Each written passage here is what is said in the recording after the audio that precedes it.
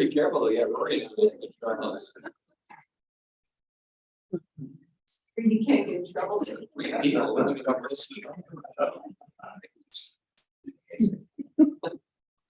Oh, we are.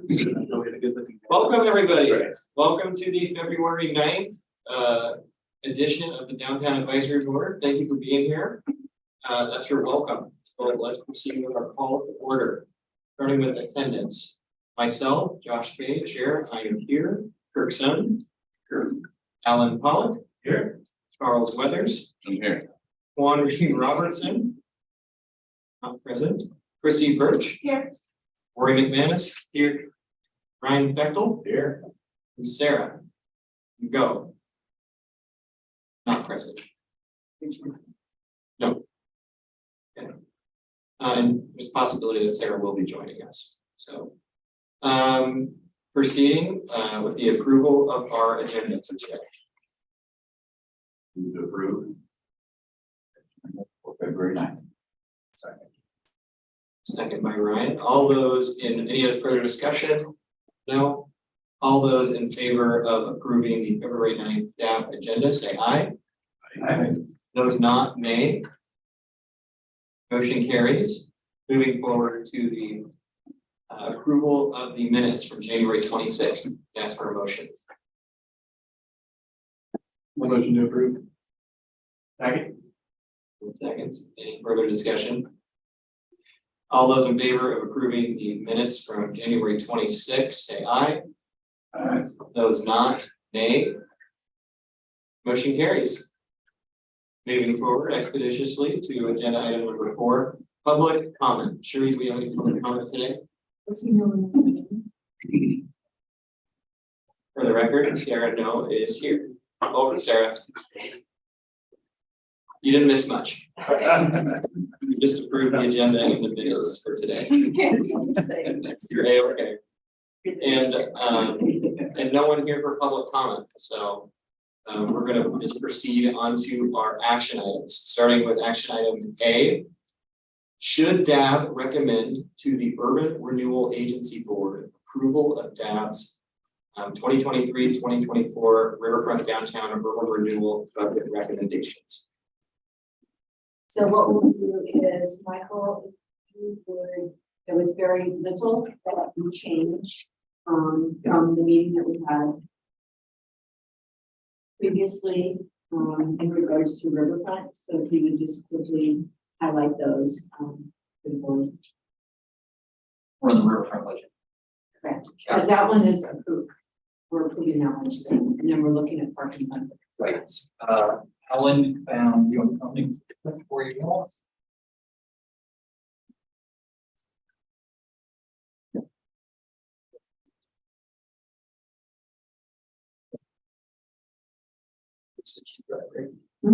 Yes.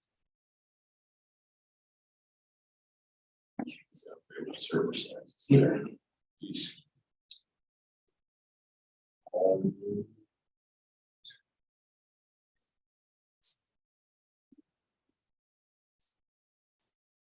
It's impressive you're able to see that. Oh, I'm just kind of. I do it often, right?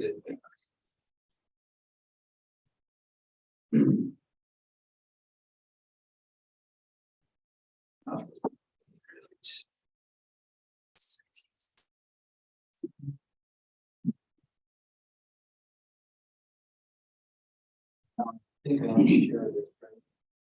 First going. You can share it. School this last time. And where is the share piece? Go back over to Zoom. That. Yes.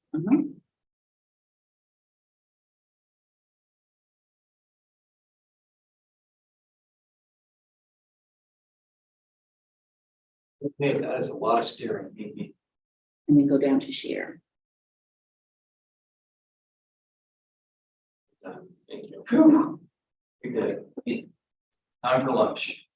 All right, so Alan had found that my end year balance on fiscal year 22 did not match my beginning year balance on fiscal year 23, the actual, so that was updated to clean that up. And then I also found a couple of rows that had been hidden previously. And so I exposed those rows.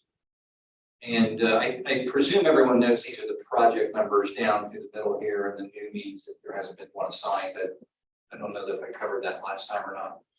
So no real big changes. Again, it was a $30 imbalance that took me 2 hours to find. And of course, right? And then I finally had to call in a colleague who found it in 2 minutes. And then, but anyway, the bottom line pretty much remains the same in the lower right here, that you've got over $5 million that is available for future use.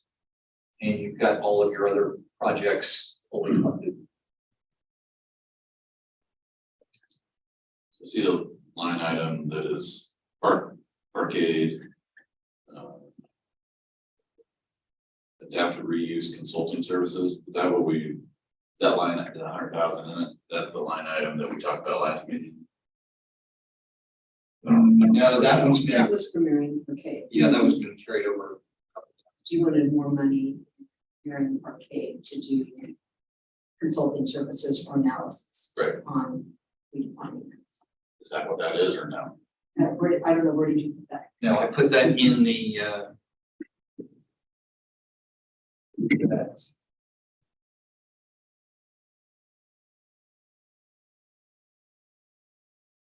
they're right in here. I think. What line item? Sorry, Shereen, I can't see it very well. There's the adaptive reuse, and there's the Marion Parquet capital improvements, Yeah, there we go. but that's adaptive reuse consulting services here. So we put the $1 million in, here we go. There's $100,000 for the rebudget from improvement design. There's $1 million in the Marion Parkade. And then we also have the $100,000 rebudget for the adaptive reuse consulting. So is there more that was needed in that one? Okay, so I thought the original one had $1 million for Marion Parkway capital improvements. We'd already had the 100,000 in there for the comprehensive building assessment. We had money in there for security improvements of 300,000, and then we had the adaptive reuse. I thought we were going to add, either we were going to put it in just the capital, Marion Parquet capital had 100,000 more, because I can use it there. Or again, I don't need to have its own line item, but I thought we were going to increase it, so we haven't increased it. So not on the new one. So I can do yeah, that. yeah, we talked about adding 100,000 to that one, not making a new line item. Got it. It looked like there was 100,000 added somewhere. Last time we were ending 5.39, we're now at 5.2. Last time we looked at it. Was it the parkade improvement design? Okay, so perfect. Since you're across from me, I'm gonna look at last times and this times. I'm just gonna read down some, okay, and we'll catch it that way. I'm reading, I'm gonna read the original and you look at the one in front of you. Ready? Yep. 783,820, 99,960, 173,110, 297,240, 3,145,890, 485,320, 477, 1,843,320, 250, 75, 500, 1,005,000, 900, 100, 1,300,000, 100, 200, 2,450,000, 2,001,000, 4,500,000, 2,000,000. So it's the 100. Parkade comprehensive building assessment. Mm, 60, the project 68209, wasn't on the one previously. That was 100,000. Okay, so there was 0 in it in the original one and we added 100 there. Okay, that's fine. I mean, I can use it for your intended desires within there. That's where it's. It's landing in the 24. It was there though in the 23. On the one previously, it just didn't land over in the 24 though. That's because we have, that we completed the assessment in this year. In fiscal year 20. We had money in this year. Yeah. And so that's what we've been working on, and that's what, again, what's coming out of that is what's prompting to have money to, I mean, for me, the next goal is to engage an architect to take a look at what came out of the engineering report and come up with some options for addressing those issues, but at the same time, giving it a complete different look and feel, so it contributes in a different way. So that's kind of the strategy. That trying to get money to continue.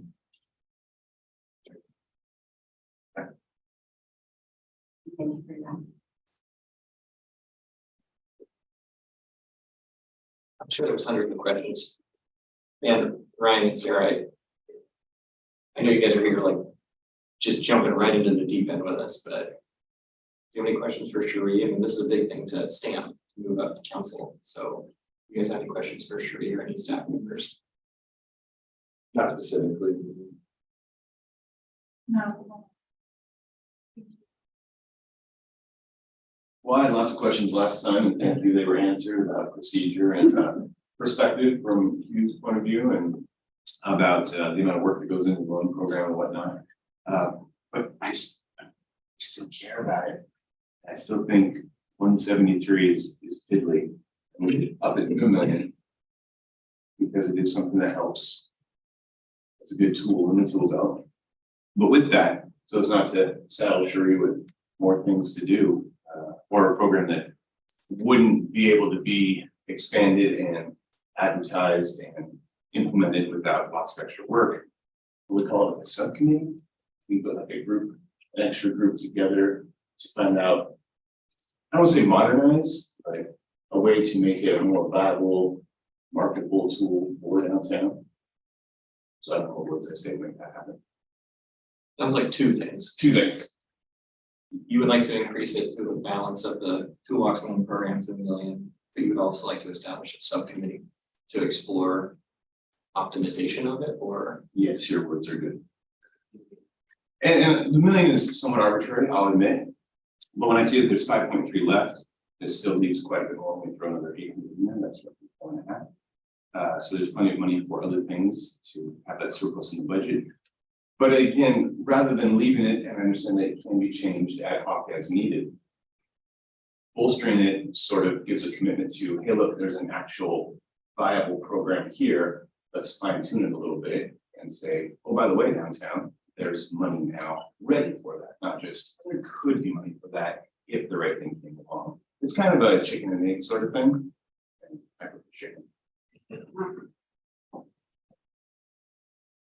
But with the intent of all those things that, you know, Shri had shared last time of in the past, it's had a lot of time and effort, it's been outsourced to other people, it's sometimes very costly, you know, there's different ways to go about that, just looking at that lending environment these days, 3% rate, or whatever it needs to be appropriate these days, is just really, really helpful versus the high sixes, mid sevens that are out there.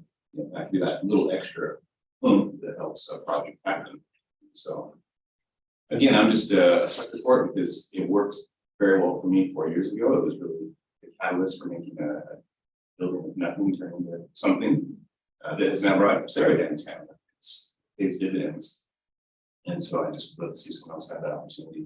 Would you have been able to do that project had it not been for the program? Man, I barely got it done with the program, so it was that, and with the grant as well. We needed them both, but it's just a non-starter. Logistically, what is our ability to have? Procedurally, what is our ability as a board to have groups, subcommittees that don't create quorum forums than research or. Yeah, we've had lots of subcommittees. That I have to take minutes, has to be posted. But what I can't have is, I can't have people on the subcommittee that are wanting to do it because they want to use it, conflict of interest. So I would need to have the people be, not somebody who, if I had a loan funded at a different level, that they would be the ones to use it. Even though you don't approve anything, certainly in your role here, you would have an opportunity to try to influence and have a tool that, of course, the agency board is going to look to you to be the ones to do it. So how we drive what we put in here, you know, people need to declare. I know you did last time on Marion Parkade, which was great because even though you have nothing to do with it, you know it would benefit you if in fact I did and was able to do something and have money to go towards that. So that would be my only issue with a subcommittee. The creation of it. I would need those people on the subcommittee to not be wanting to create something for themselves. I would need it to be a group that wouldn't have a conflict. That would be the only. The last subcommittee I was aware of was for the UGM Saffron site, it's former DAO member, now Councilor Nishioka, and then former member Tyson Giza. It was just them two. So there was minutes and you have to post the minutes. Is there any other requirement on a subcommittee? No, I mean, people can say they want to be on it and then we just set up a time to meet with the subcommittee. You guys approve the subcommittee members and then they bring back. Yeah, we had subcommittee when we came up with the exception criteria for the grant program. I don't think we had a subcommittee when we came up with kind of what our goals and objectives were for across the street. I think we just did that as a board. But we had subcommittees over the years, typically dealing with changes to the toolbox. Just that way we're not spending this whole time. People trust the subcommittee members and trust what comes back. So it's a good tool depending on what additional time you want spent on a subject. Is there another thing? Like, is there subcommittees, is it exploratory, or is this just the only other method of doing something? Like you say, to not spend the time here, is it this or subcommittee, or is there like a third option? I mean, basically, if you want, if people are interested in having more time to talk about something, the board agrees that they want people to talk about a subject more than what we want to have the full board talk about, then it's just a subject. And then again, they just come back. But again, any topic that you just don't think everybody wants to sit here and hash it out, and some people are really interested in it, and the rest of the board, yeah, okay. Otherwise, it's a subcommittee. But you all have to agree that that's something that you want staff and board members to spend time on. That's why it requires a vote. You can do it. I don't know if the third option. Oh, I don't know. Sometimes I know that's. And to confirm, you're wanting to create a subcommittee for them to bring us information on how to set up a different structure for that toolbox loan program. Not necessarily, it already exists, it's how to streamline, make it more readily available and workable and perhaps As an not option. in the current form that it is. I mean, to add to that, I'd say to maximize its potential for benefit of redevelopment downtown. That would be the source. Like I would think that, you know, the intent of a loan program is to help facilitate business, right? And stuff downtown in addition to grants. And with the current lending market, it seems like it could be a positive piece, but without getting into a lot of detail. As this group, I mean, I would support a subcommittee, if nothing else, to investigate, look for other opportunities. Is there a different way of doing it rather than saying, hey, Sheree, here's another stack of things to do. I don't think that's what would be my intent in supporting something like this. Because I think it's one of those as, you know, an avenue of funding. Seems like it could be a viable option for a lot of people. So just for clarification, what the loan isn't is a risk. So what the city can do, that a bank can't do, is it can have a lower interest rate and it can have flexible terms. What it doesn't do is, it doesn't say that you have to have a guarantee, that you don't have to have a good environmental report, that you don't have to have cash flow to pay it back, that you don't have to pay anything for 10 years. So that the risk piece, we will address the risk in the loan. What we can do that a bank can't do is those flexible terms. You know, that's where we can do something that the bank can't do. We typically try to tie their terms with the primary lender. Again, we can come in the second, depending on the overall loan to value and the loan and the debt service coverage ratio, but we can do a second. Most banks do not. So again, somebody has flexibility in that piece of it, but not at my debt coverage ratio is 0.90. Yeah. You know, we still have guidelines that say it has to be a 1.15 overall combined, all those types of things. So we don't take risk because we want to make sure that they get repaid, but we can be flexible on them. So I just want to make sure that if we were going to have a subcommittee, there are some things that would not be something that would be able to be changed, like what we require so we don't have risk. It would just be a matter of whatever else, that discussion. So your comment on the, so we don't have risk. Is that who is saying what risk is and what risk isn't? Is that a council? Is No, that no, we have guidelines that have been approved that say loan to value has to be this, overall combined loan, debt service coverage ratio has to be this. We have to have personal guarantees, we have to do environmental reports, we have to, we have to get appraisals.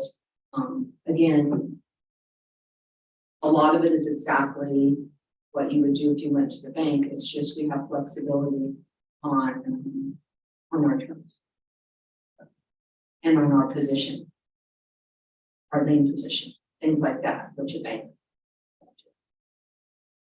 But again, people want to have more of a conversation just about this and, subcommittee. We can have that conversation. I'm fine with that. I wish Q was here because he brought up a good point too at the last meeting about equity and inclusion and talking about his experiences walking into a lending institution. And not just through that perspective, but in the name of revitalization of downtown and just another tool in the toolbox that already does exist.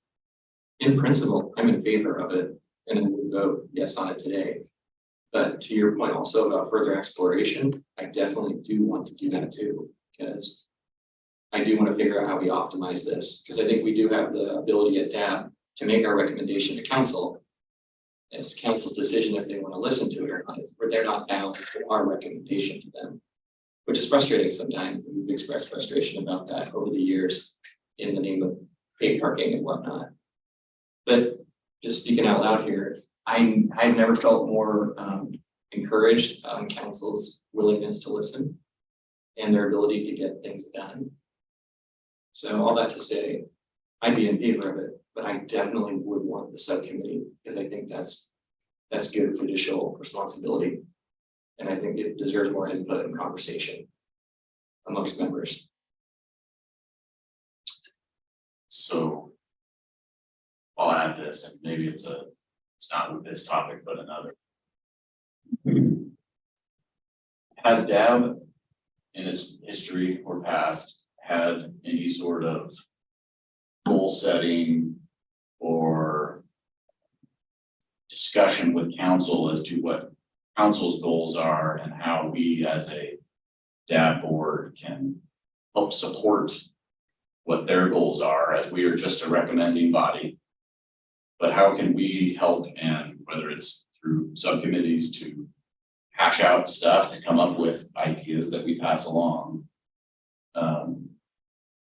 This, in my mind, seems like a second thing, downtown Bay parking being the first. About having discussions with them in some work session format or other. To say, hey, here's all the stuff that we think is important. We'd like to hear from you, if that's something that you feel is important too as a council, because maybe what you were expressing there was throw stuff up, and then if it just gets swatted down, it's kind of like, why do we keep offering up ideas if we're not aligned?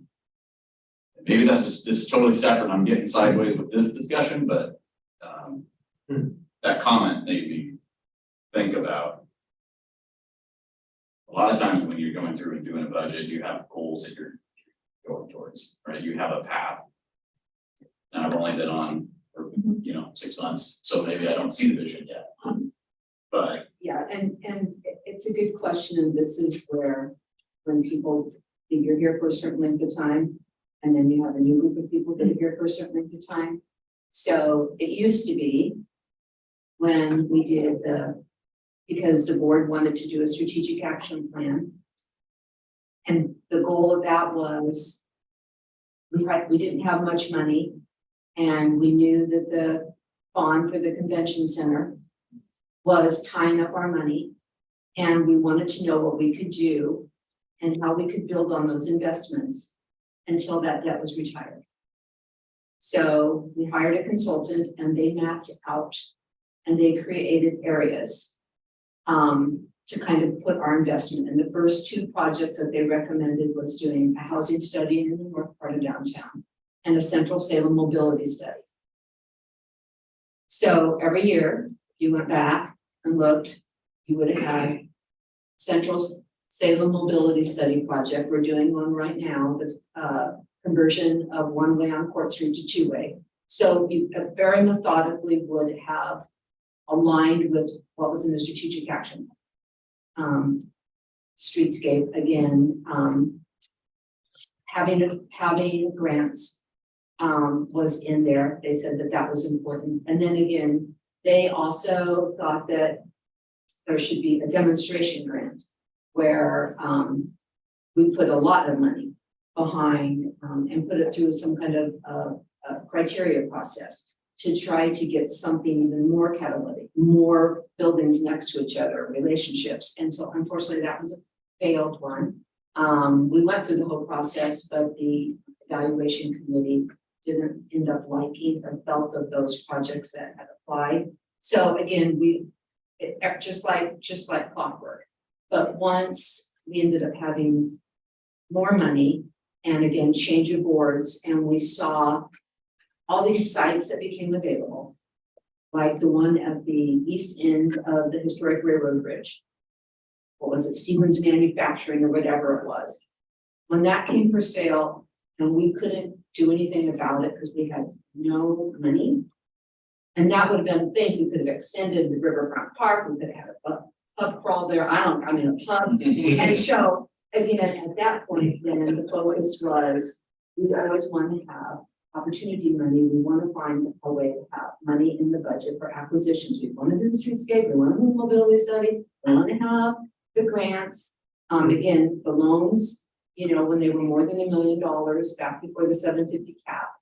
A different time, and we had 100,000 square feet of vacant space and 6 buildings in downtown, very large.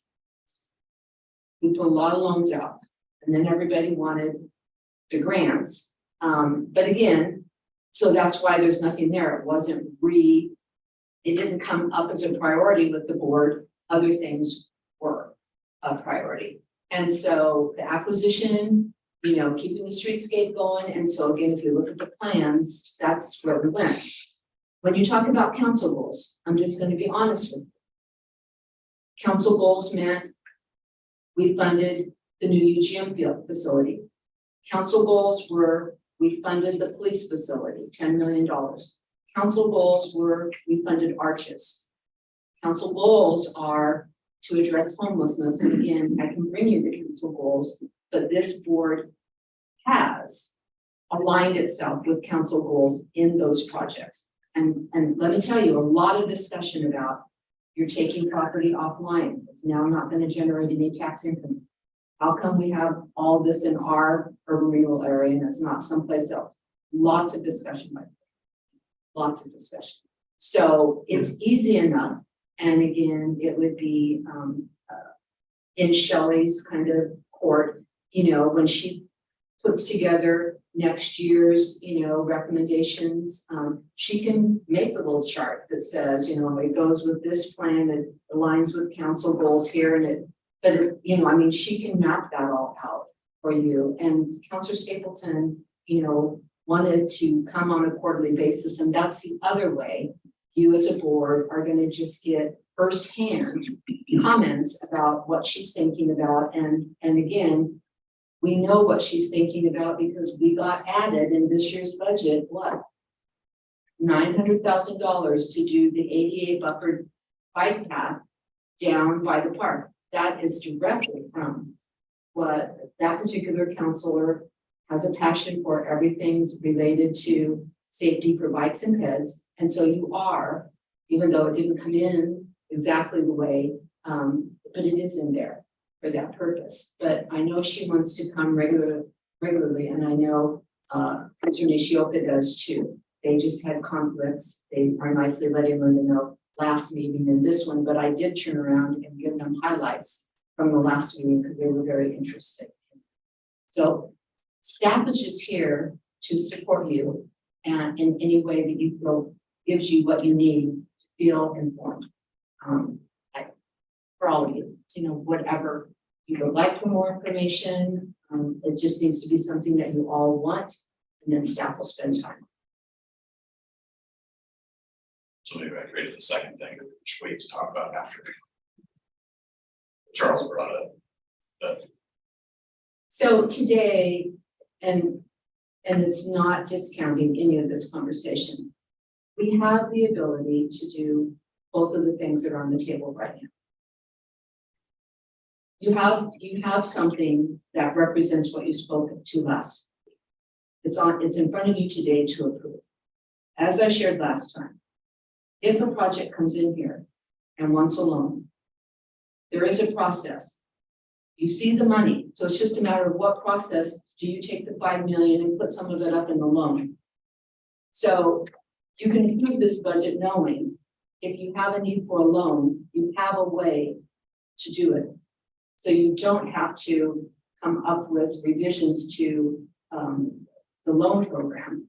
It's just a matter of if something comes in. If you do, so you're done with this today, then you do a subcommittee, and if you choose to do something more, then the steps for that would be, I would have to go back to the agency board and I'd have to say, here's a new criteria that we're looking at for this. And then I have to start marketing it. So I think there is a way to have the subcommittee and not feel comfortable with what's in front of you today too. I do So when believe that. when the toolbox loan comes in as a procedural thing, does it come to the board to talk about, to like say, yeah, that's one we support? Okay. So how would we know if those? If something comes in? No, again, if something came in today, actually, then I would sit down with that particular developer and say, here's everything I need in order to analyze it. And then I would go to Kristen and I'd go to Michael and I'd say, we only have $100,000. This is super something we need to do. This is exactly what our funds should be used for. And then I go and I tell agency board, I want to take it from here to put it here to support this project. And then I go through the rest of my underwriting, call a loan committee, and typically a board member is on my loan committee. It has been in the past. It usually is somebody who is from a financial institution and has underwriting background. Anyway, all those people that used to be on my loan committee are no longer in the jobs that they have, but that's how it would happen. And I certainly could come back because all projects, as you know, just like Charles, I bring them to you, but the grants that they get, we don't approve. You approve having money for them, but the board doesn't approve But I like- consider not. Charles' project for Whitlocks. That one went to the agency board. Just like you don't approve the grants that I gave you, the list of all of them. If they meet our criteria, staff just puts those out. And Kirk, I did go back on all my emails, remember how long ago it was that I did use the program. And it was that same thing, there wasn't even enough at that time, for my request, and so Tree had to go and ask whichever, see if somebody to move it from one to the next and so forth. So, yeah, that's the way that it works. Do you think if there was $1 million in that toolbox, the loan program, that you would actually be more willing to take that on? I mean, you actually, it's being advertised, you're able to see it. Right now, you know, no one really knows about this or sees just a small sum of money, but I mean, via the strategic action plan of the downtown, isn't it to attract private investment? And it's just seems like if we have $1 million in there and it's advertised, that's just, you know, something in alignment with that strategic action plan. So. It's kind of that chicken and the egg thing still, yeah, in some ways. And it's funny because it's a chicken that can immediately lay an egg. I mean, if you go and, I would say immediately, you have to wait for the next meeting, but you go and get the funds transferred. So it's interesting. Yeah. Honestly, if you really want to go down that path, I'd do that. That's like one project. Right, I don't want to soak up the whole thing, scare everybody. Well, it sounds like there's a way to circumvent what isn't allocated. But to your point, somebody might not know that there's a way to circumvent and it's not allocating the money fair. If we know that there would be a way for it to be approved anyways. So I guess the question is, maybe, what is the harm in the allocation if it's already there in this line, or if it could be on that line? I guess once you move it to one, can you unmove it? That might be the other question. So while it's down there in the excess of the flush, but the surplus, it can be requested to be brought up to a line, but once it's on a line, can you request, does it have to be there, or if it was needed something else, could that line be reduced later? If it's not specified for something, then again, it can go for whatever is an eligible project within the riverfront plan. If it's on the line and it doesn't get used, then you're gonna see it like we are right now, anything being carried over. If it's on the line and there's more demand for it, then you go back to where it's unspecified and you pull it back up. There's a, you know, I mean, for me, if we're gonna have, you know, a subcommittee and we're gonna have a conversation about if this is what we want to do or not, then I'm gonna have that conversation where, you know, if you look at the strategic action plan, it said, you know, our money shouldn't go out unless we're getting a 4-to-1 return. And so if we're not increasing increment, a rehabilitation does not increase increment. It's what we want. It's certainly preserved. It brings jobs. But if you look at new construction, out of the park. So if you had two things in front of us today and I had to line up all the benefits and everything, a small rehab is not going to meet the cut if I only have this much money. This project over here going from it's only paying $7,000 a year and now it's paying $200,000 in taxes. So, you know, if we're going to have the conversation, then it's going to be one about all the things that the board all along the years have been wanting to achieve with our money. That's why doing some of those things that address homelessness or services was hard for this board, because that's not generating any tax increment because they're not on the tax. So is there ability so we create the subcommittee and then subcommittee meets for 6 months and then at that point decides, okay, we got a great idea and a great plan and the agency body says, yeah, that sounds great. Can we at that time then say, well, let's move 5 million into that loan program? Put it all into there because we think people are gonna love this when we roll it out. If you do it at Anything's that possible, point. it's up to them. Is not having $1 million in there That's substantially slow down a project, the transferring process. So are you saying that the toolbox loan program is not being utilized because of the return ratios then? So that we're not changing that?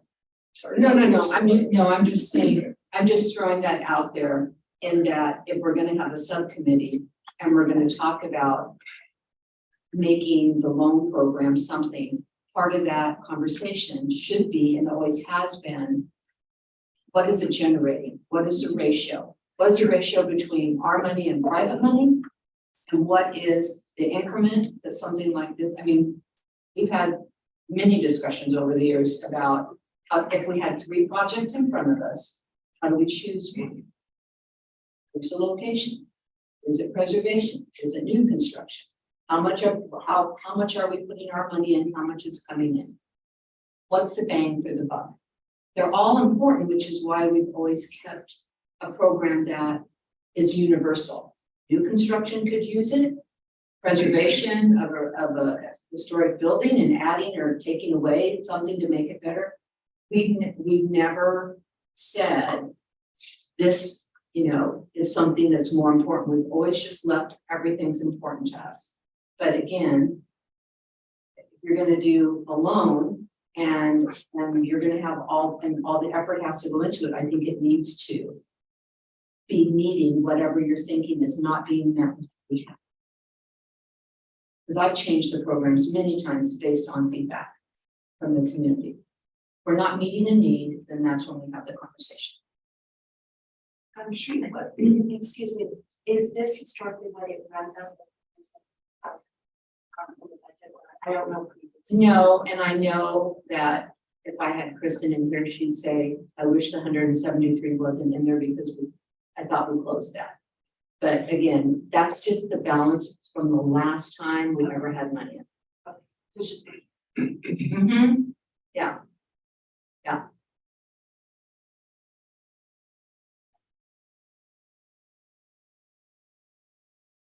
Healthy dialogue. Really healthy dialogue.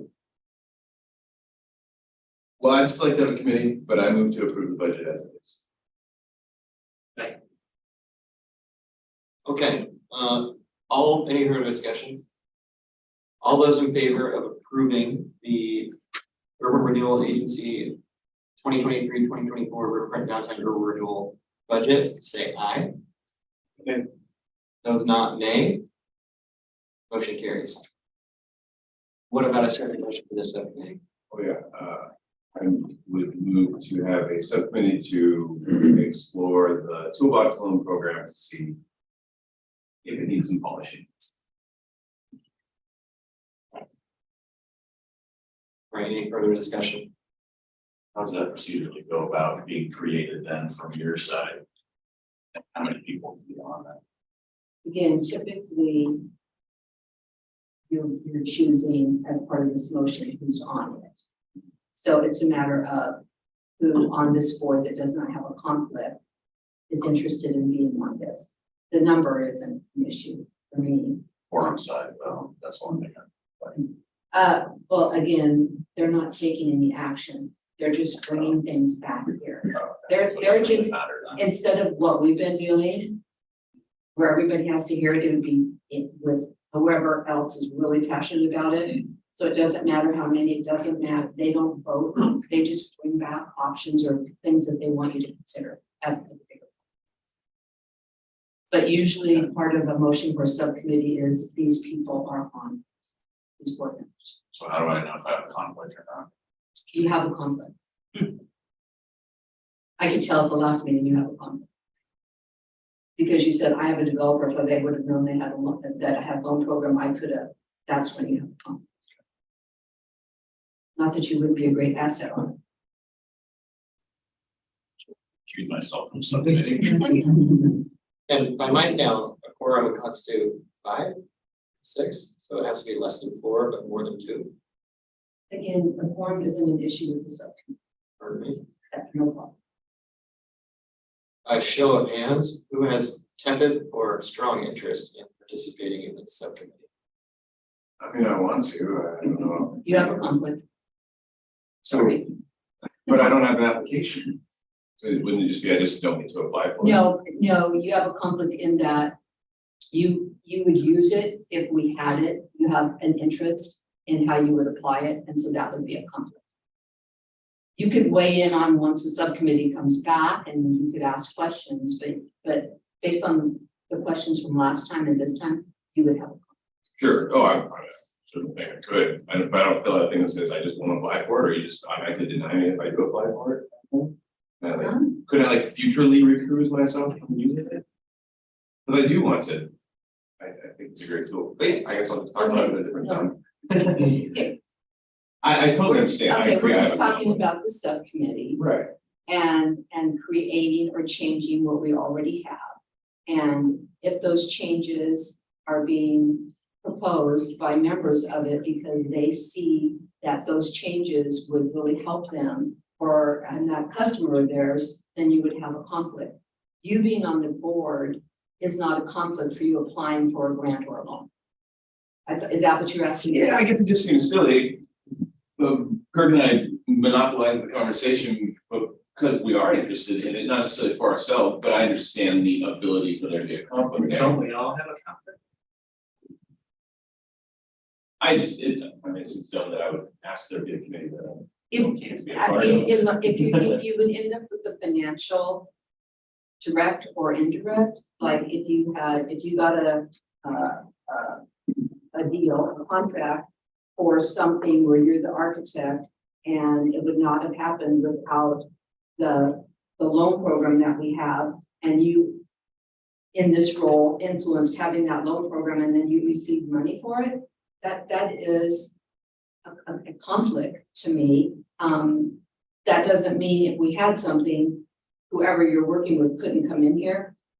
It's just creating whatever might be the genesis of how somebody would be able to qualify or not. If you're changing it because you want it to give you at some point some benefit. Sure. But that, Could we present to the subcommittee information about how it has affected projects of ours or clients of ours as information? what I think we need to do is, I would be happy to have a meeting with Kirk and Charles, so that they can share with me what they're hearing back from the community, because that's usually what I've gotten when I've come to the board and said, let's talk about creating a committee because I'm hearing we have an unmet need that our programs are not achieving. I haven't heard until here that there's this big need for a loan. So I think we should just start there, and that has nothing to do with, we'll just get together and you guys can talk to me or bring people into that meeting that you think are bumping up against walls and unable to move things forward. And hear what they have to say. I'm happy to do that. Does that sound good? And then if we need to take it to the next step, we'll do a subcommittee, but sit together. Like that. Right. I look forward to that. And as if we needed more support to initiate the subcommittee, I personally know of 3 or 4 deals downtown for acquisitions that have fallen apart due to failed financing. So I think there's definitely lots of current case studies of the need for additional tools for activation, but it sounds like there already is. But let's take a vote on that. And who wants to participate? I personally do, Participate. the subcommittee. How we're gonna hold it. I'm really doing a bad job today. I'm just gonna meet with these two first. And then hear what the market is, and then I'll come back. And we'll talk about the role of a subcommittee, what came out of me getting up to date on the need. And if you think that, and if you're running up against issues with your clients, then I would like for you to be a part of that meeting, so I understand what you guys are hearing as to why things aren't moving forward in downtown. That's different than what we're talking about changing terms or conditions or who knows what. That just gets me current on the market and will help me then come back and talk about the subcommittee and Got it. work with the subcommittee. Does that sound good? Yeah, that meets, I think that meets the intent of what we're getting at. Okay, yeah. Alan, So how did changes happen previously? Okay, I can answer that. So, original grant programs were for historic buildings, facades only. We have way more than historic buildings in downtown. So I came back to the board and I said, hey, we need to have it inside and outside. We have all these historic buildings and it's just, they're limited to the outside of the building. That's all our grants for. I didn't create that original grant, but I came in, the board's like, great. And I said, here's how I think our terms are gonna be. Great. Okay, now it needs to be more than just historic buildings. Now it needs to be all of urban renewal area, non-historic, new construction. Okay, 300,000 wasn't, what used to be 20, there was 20,000, 25,000, 50,000. And then all of a sudden the need was for way more than that. So we made 300,000. That was a huge leap. Came back into the board and said, hey, so typically it would be me coming into the board saying, this is what I'm hearing. And I think this would be a good tool, changing tools. I was just trying to see if there was a way around the subcommittee. If we did what I call the deep dive you're talking about. Sure. As a whole board, that would like the subcommittee. It sounds like we can't even create options to change without it being coming from somewhere else. Okay, now I think that's a different twist to it. Again. The board, usually when the board wants to come up with something new or create something, it would be in a subcommittee just because of what we're dealing with today. Where those key people, want to have more time to talk about it, and they just come back then and share with the board, these are our options. Staff's now going to do this, and we're going to move this forward. Versus me saying, I'm hearing it in the market, this is what I think should happen. Historically, it's more me coming in versus the board saying, like you're doing today, I really think we need to do a change. But I think for me as staff, I'm asking people who are bumping up against the wall and know things to meet with me and talk with me about it. And then if we come back, I could do two things. I could come back and say, hey, I don't need a subcommittee. I already know what I want to do. I think it's gonna meet what everybody's wanting. This is what I'm gonna take forward. Or I can come back and say, it's kind of confusing. I would like a subcommittee and we're gonna talk more about it and then I'm gonna. Now, did that make sense? Because that really wasn't making sense to me, but it does. But then anybody's, yeah, I just don't want to. Envisioning a subcommittee of someone like me who's not going to use that program, why should I be making? It's cool, I'll get on the transportation subcommittee. Rather the people who understand. But you have to understand the reason why the subcommittee needs people that use it is for the rest of the goals that we have. We have goals in our strategic plan. We have goals again for the returns that we want and the tax increment that we want. So you might never use the program, but most of the people on my subcommittee are always driving the bigger things that the board has always wanted to have achieved. Not the people that are going to use it, but the people that are looking holistically at, that's a good tool, we have this tool, but we want to don't lose focus of this and don't lose focus of that. Well, in the spirit of accumulating all of the relevant information we can, I think this sounds like a pragmatic solution. But yet it gets to the point, then we can talk about this our next meeting. All right, well, that's the first line item. I wanted to go deep dive on Ed. I'm actually just done talking. Healthy dialogue, again, this is why we're here, we want to get to the important measures and this is good. I think we do have a motion on the table. You can deny or next receipt. No, it's Kirk's motion with which. We might need to say the motion again for the record. It was to approve. Right?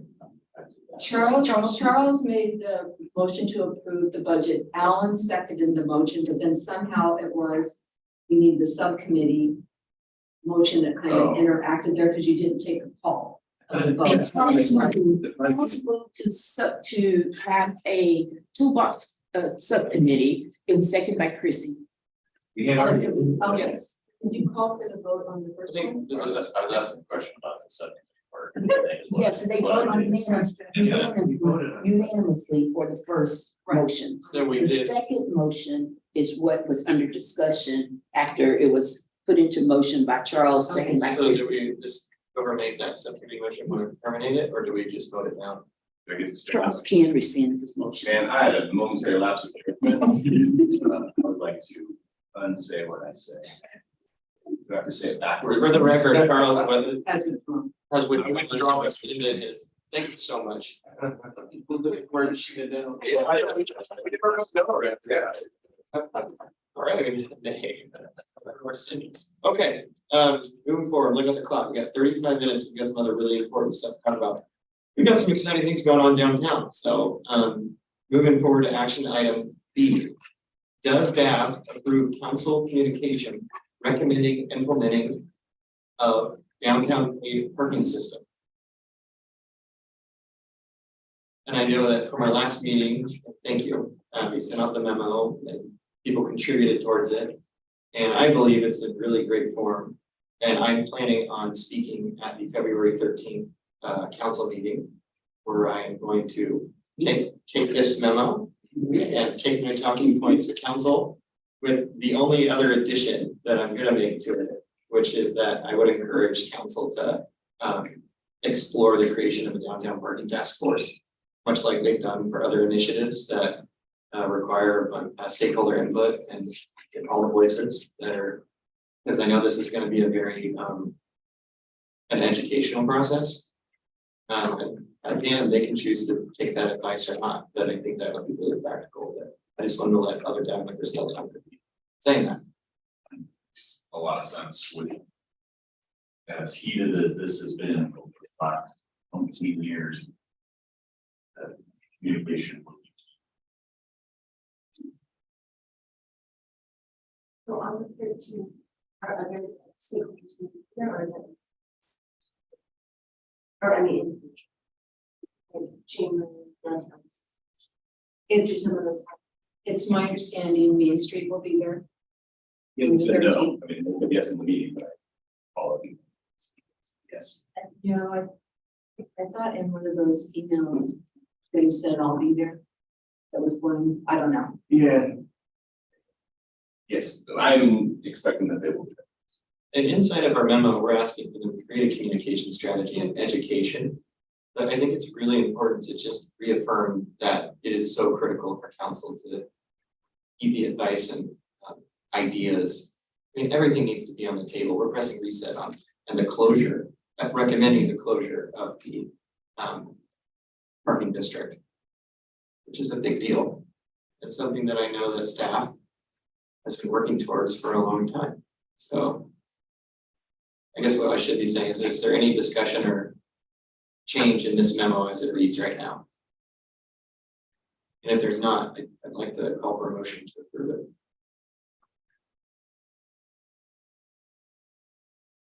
Approve the memo as written.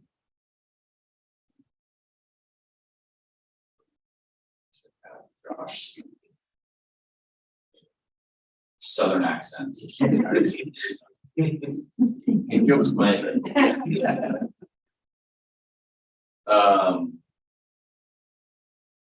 For a second, For all seconds. for all seconds. Okay, any further discussion? All those in favor of approving the downtown advisory board memo to the mayor and city council for communications recommending implementing of the downtown paid parking system, say aye. Aye. Does not, nay. Motion carries. Please listen to us, council.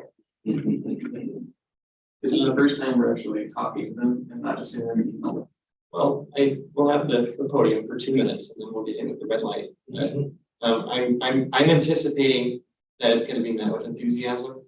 It's been talked about with Mayor Hoy and Councilor Stapleton, and I was in a meeting last couple weeks ago in the chamber, and it was a very heated discussion. And it's very evident that communication strategy and education is gonna be very critical. It affects a lot of people. And so I'm optimistic that council's gonna heed the advice of Dab. That optimism can only get us so far, but I know it's been a lot of work, and Sheree, it goes without saying, but thank you very much for all your work on getting us to this point. We've got your back on continuing to press forward for this.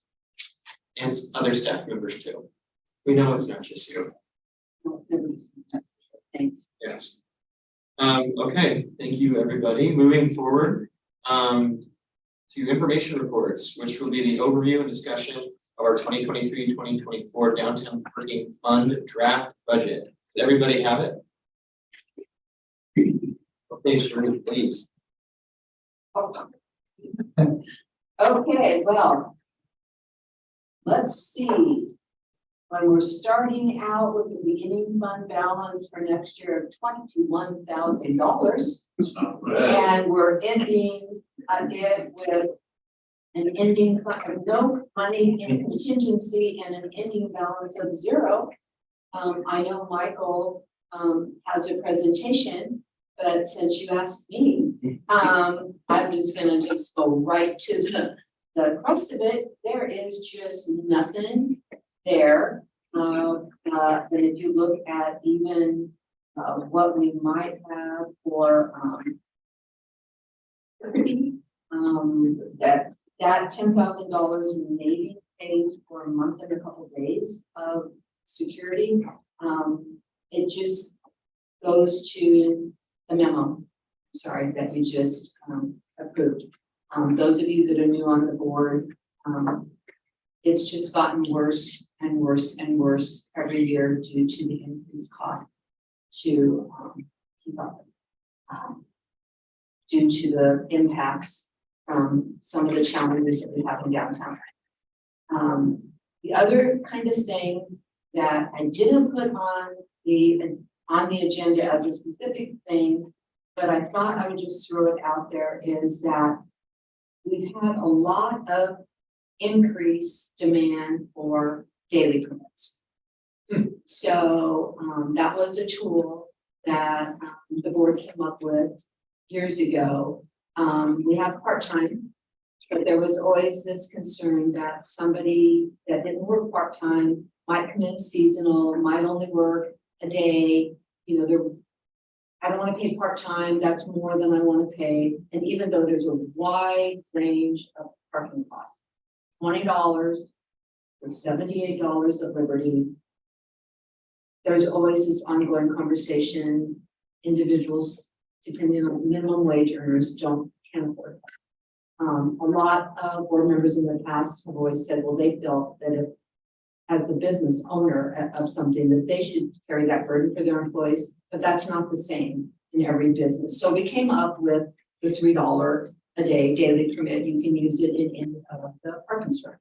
So if you're only here a day, you only have to pay $3. If you're here 2 days, it's only $6. I don't know where you're gonna find that anywhere. But now I think with remote, and because we've marketed that as a tool so people don't get tickets, we've had a big increase in that. 1,500. It doesn't land in there, that's why. I didn't put it in here because I don't want to put it in there. This is our top meeting. Anything that comes out of this, Michael would then bring it back to the next one and you vote on it. But, you know. You didn't put it in there because it goes up and down and up and down, and it's not a consistent thing in No, budget. I didn't put it in there because I wanted to have a conversation with you first. I didn't go to Michael and say, this is how many dailies we've sold, and it's increased from 1,500 to 2,700. The demand is there for that. I would like to talk to the board about making it $5. I wouldn't be coming in here asking for an increase in Marion arcade permits when you see on a monthly basis, we only have 70% of them sold. And even though Liberty is pretty much at capacity, it's $78. And I don't think that should be increased. But I do think that the dailies, it might make sense to make that $5. If we went to a paid on street system and it matched the mall, Capital Mall, that's $1.50 an hour. 10 hours, $15. So $5, didn't seem that unreasonable, but if that's where the demand is, and I was just wanted to have the conversation. So I'm not proposing that we change it, but I just wanted you to know that was one thing. I mean, it's not gonna fix our budget, but sometimes doing things along the way, if it's something that would be supported, is better than waiting and then trying to make it a huge change. Because the prior boards didn't have that problem. The permits didn't go up, and then when you tried to do it $5, everybody had a problem, even though it should have been incrementally done. For 5 years, they waited and made it $5. So We have a cap on a percentage increase. So, not on permits, only on the tax. Only on the parking tax increase. Michael has only increased it from the 2%. We're capped 2%. no relation to inflation or anything else. No, that's why. That's why. That's why it's a challenge. Thank you for the executive summary. Oh, I'm not starting there because you don't like call. No, that's executive summary, new people so sorry. There's just, I know there's a lot here. And Michael, can you help us unpack this? The detailed summary isn't much different than the executive summary. So if you look at your revenue, the thing that bailed this cost center out the last 2 years is our American Rescue Plan Act. $250,000, I think, each year has basically kept it afloat, and that's no longer available to you. As Cherie pointed out, the parking tax itself is only allowed to go up by 2%,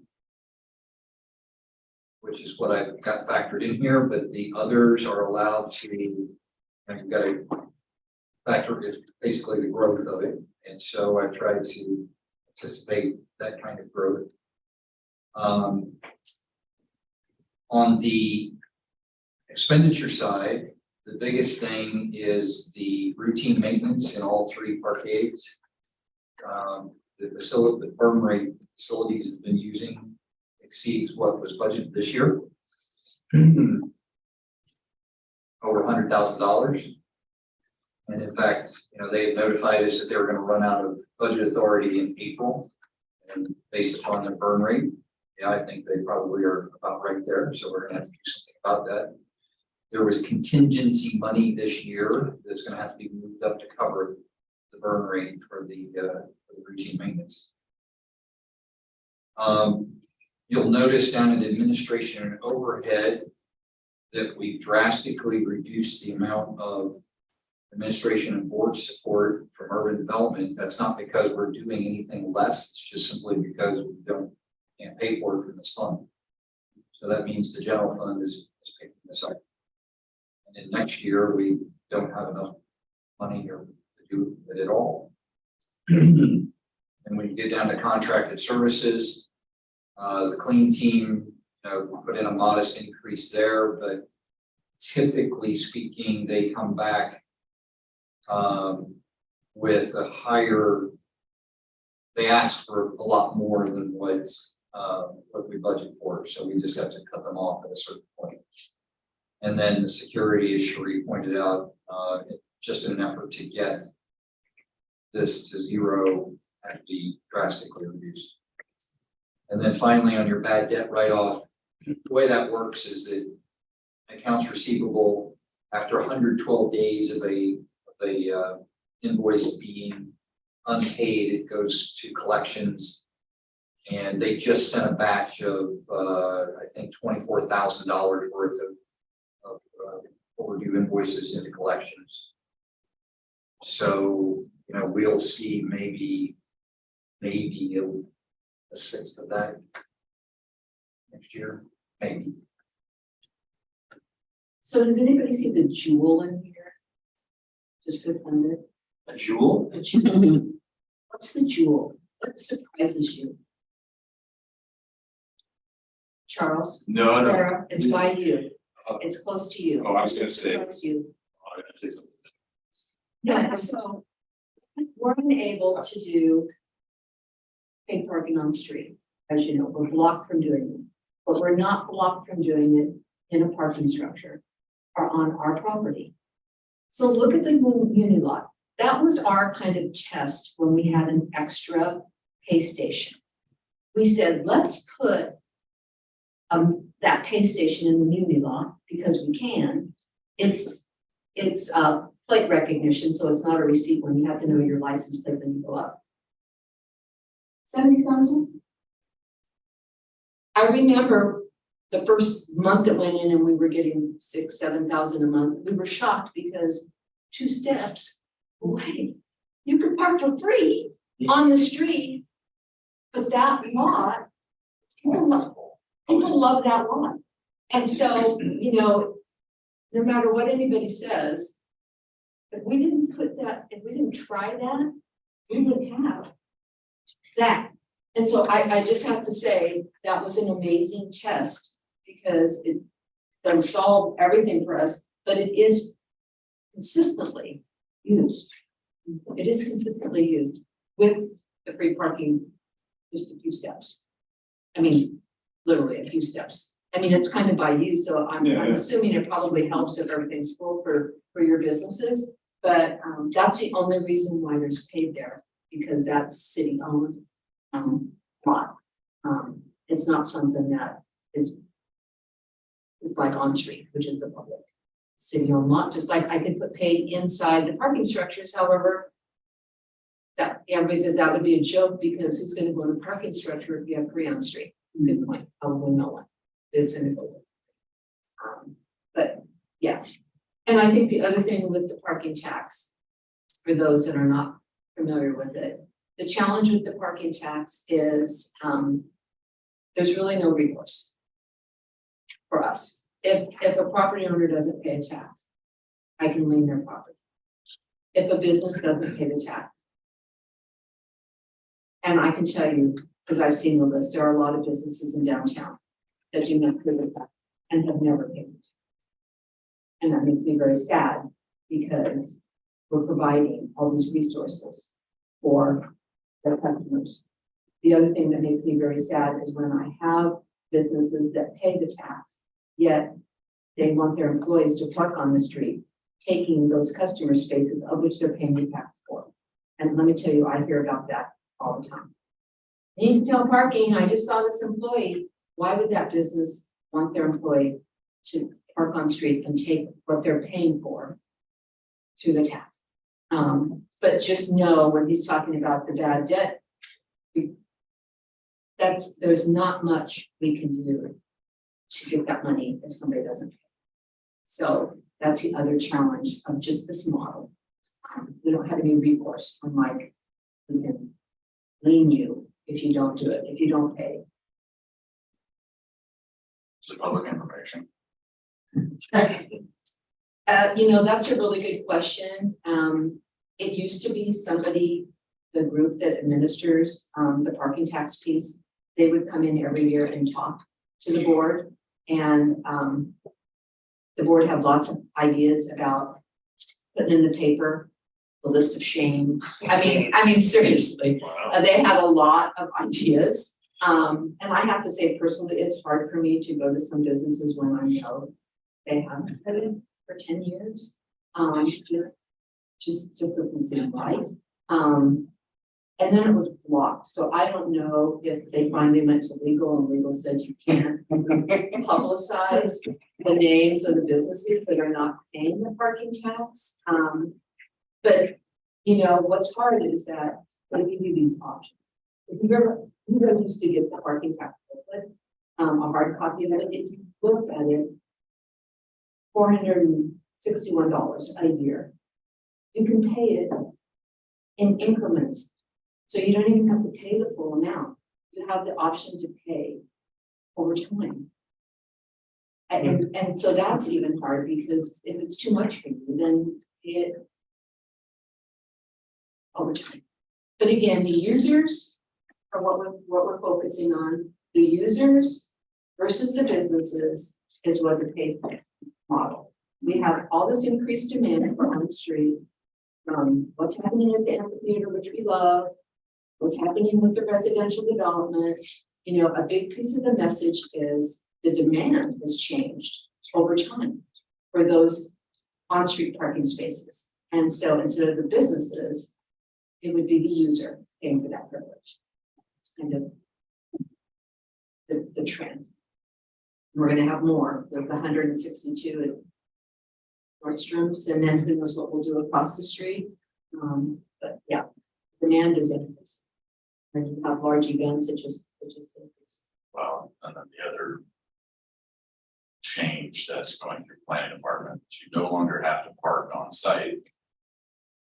Any type of business, not just housing, any I business know, is just going to put more parking it's a nightmare. into the roads. It's because Salem is still very vehicular dependent, maybe in Portland, but here. We'll drive cars. It'll, to just do it without a transition, it's going to be interesting. But there's the maximum. That's the trick to that whole thing for me. Yes. You don't have to have any parking on your properties anymore, but if you choose to, just because of marketability and what you think is the right thing to do, you're capped, you're maxed. That's a piece of it. I wasn't aware of that until I looked into it a little bit more. So there's no minimums, but there is a max. We'll see how that is. A question on the maintenance. You gave us some illustrations in last year that you. I'm assuming this is all City of Salem's facilities staff expenditures. And contract. Okay, yes. There's those situations where you need to bring in contracted services and things like that. Well, now facilities is actually got a contract with a contractor to come in and do routine. Oh. Yeah. Good. They contract out the power washing of the stairwells. Got it. Because the increase of the frequency of needing to do that. And so, yeah, and then they hire. Like that fall in maintenance, or is that fall in the downtown cleaning? No, Garden No. is, That's garden. Garden is the contractual services. What Josh was asking is there contractual within the maintenance one? And Michael's correct. There's two that we know of. The Power ABC that does the power washing of the stairwells, and Sparkle, who does very early in the morning, a topical. They will go and get all the trash that's in the parking garage around the elevators, get the stuff out of the elevators, but that's pretty much it. Yeah. Facilities then comes back in and backfills the higher cleaning, the rest of what the parking structures need. The Sparkle is in there before we have staff on board early in the morning, and they do that quick. So if you're here early, you'll see Sparkle. And if you're here early, you'll see ABC, power washing the stairwells, which could probably use it every day. That the damage that's being done to the stairwells because of that is very significant. Well, that helps clear that question. Thank you. The other, I guess, a comment I want to make, and I don't think it's philosophical, but it's really hard for me to look at a negligible, or excuse me, basically a nothing budget for security services. And then the CEO of the expenditures and maintenance, or granted, I don't want to call it aesthetic, maintenance needs to happen.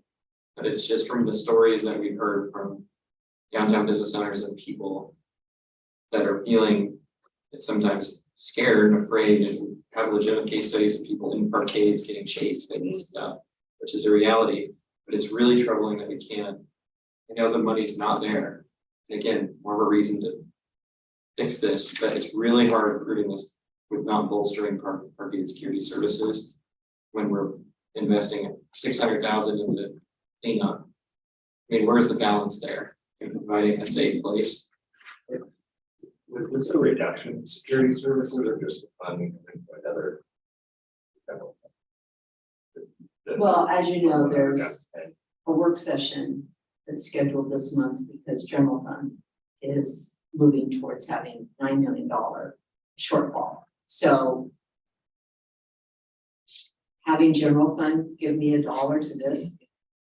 So this is an actual reduction. of So, 9%. so he came to me and said, hey, we don't have enough money. What do you need to do? And I'm like, well, I can't give you something that's underwater to approve. So we had to take it out of something. I do have a little bit of a gem for the security for right now.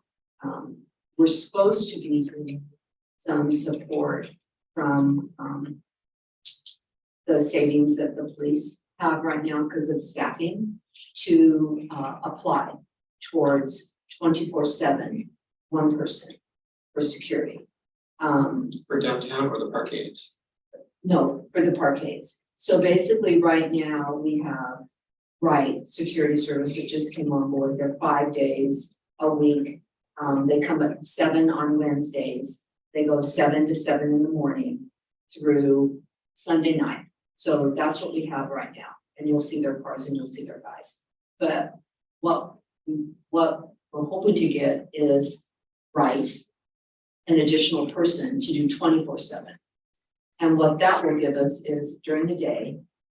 And what that will give us, what we don't have now, is like when facilities goes twice a week and does the perimeter cleaning around Marion Parkway. There isn't any security then to help keep it clean. So if they come on Tuesday, which they do, there is no security on Tuesday. They come Wednesday night. Well, as you know, within a few hours, it's all back to the way it is. So it's my understanding, and I guess this is more for you, I'm hearing that because we just keep doing things that aren't really addressing the people, you're gonna have a reset moment. So that may look like all of the perimeter around Marion gets fenced. And more direct, high intense services go in there to try to help those people that are there, more than just the occasional service provider. So it's an all out for 30 days. It gets fenced or whatever. It has a reset moment. Everybody there gets this direct type of more intense outreach and service, hoping to place them in something other than there. And then open it back up, have the 24/7 where then there's somebody there to encourage people. This is not, here's where you go for assistance, and we'll see if that helps because of just what Michael was talking about. We don't have the funding, and we need to do something to help the people other than just cleaning because of health issues in that area. So I'll keep you posted on that, but that I'm hearing is a plan for around Marion to try to have this reset moment, see if we can address behavior, see if we can put more service providers there to try to help move. Even if you could move 2 into something that it doesn't sound like much, but that is pretty huge considering the challenges that they have. Because I guess the drug dealing that's going on there is just out of control. So again,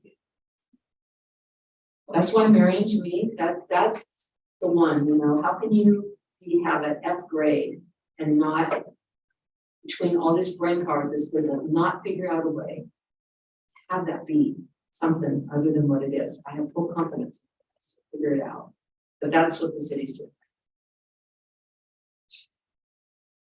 I gotta say it, I just struggle in good conscience with allocating $100,000 to study that parkade and at the same time not have a dime for police services for downtown.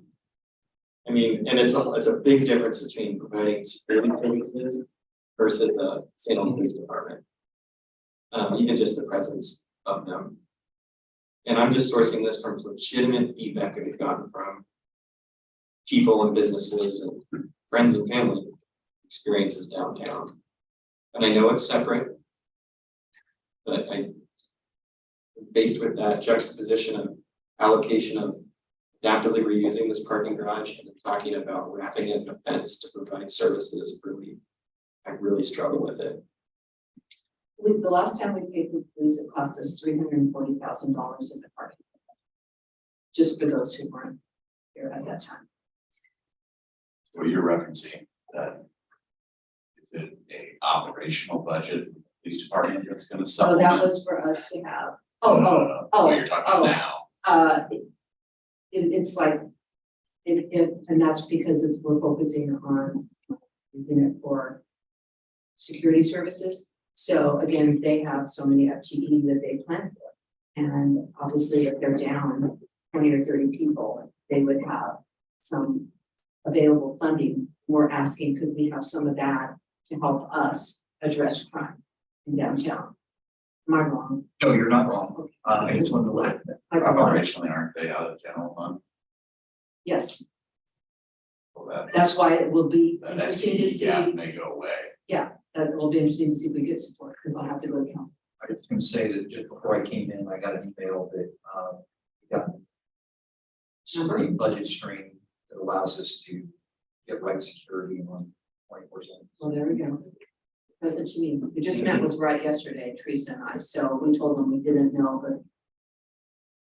And it'd be interesting to know what you think, because one of the things that I talked to them about yesterday is just being strategic with them.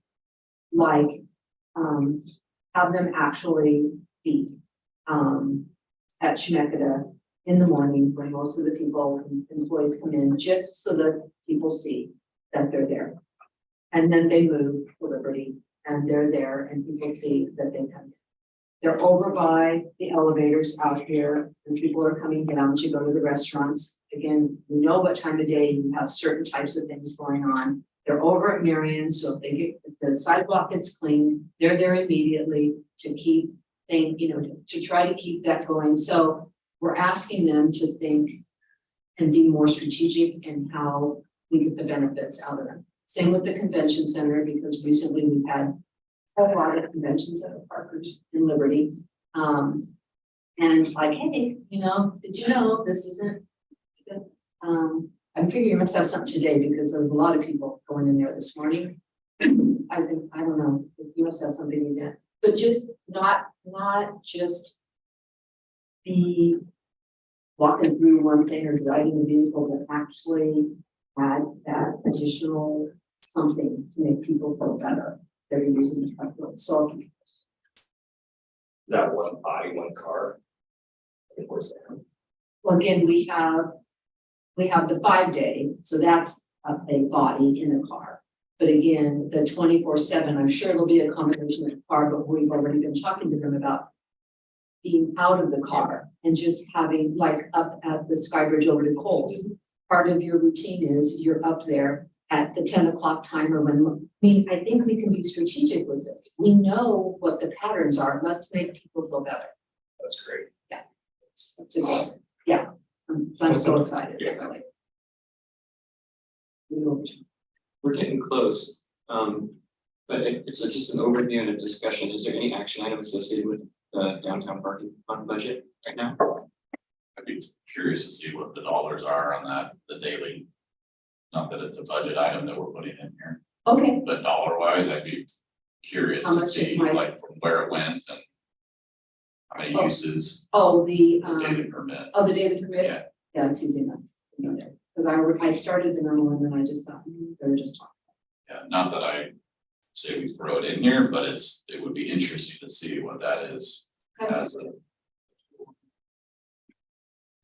I generally agree with Josh too.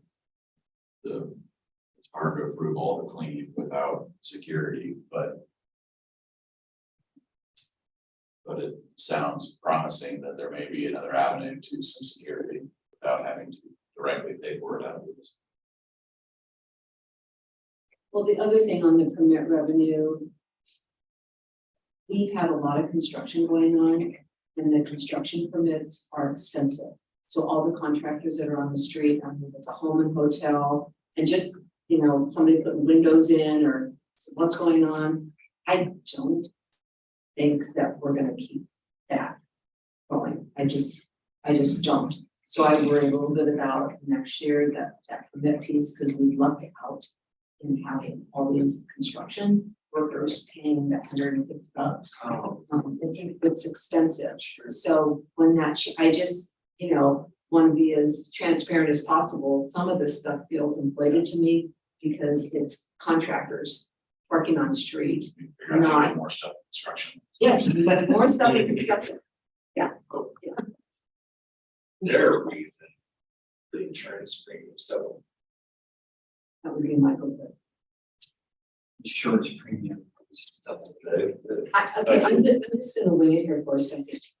We've had staff and the public be accosted by people in the parking structures. And it could be that even though I don't know all the claims, Okay. but I know more than one city staff person has been hit and beat up.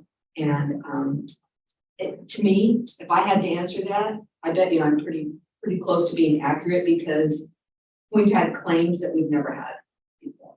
The way the insurance premium works is the same way the ICAP works, is we just get a workbook from finance that says this is what's going to be charged next fiscal year for this amount. I'll have an answer for you the next time about the details of what triggered that particular piece, but I'm going to guess that Sherry's dead on. Because, essentially all they do is, we have our own risk assessment, city self-insures, so they just simply allocate based upon activity. So we're over time now, but is there any action I guess it's just an information report, so we don't need to take action on this. Right, I guess the main thing is what Michael needs to come back next time with for you in order for you to feel comfortable approving it. So the question about the insurance. Any other questions that you want him to come back with? I mean, other than I don't think it'd be included in here, but just. Yes, my $3 to $5. Yeah, got it. Okay. Any further discussion for the good of the order? Okay, well, with that said, we can adjourn, and thank you, staff, very much for helping us out. And appreciate the healthy dialogue. Everybody. Thank you.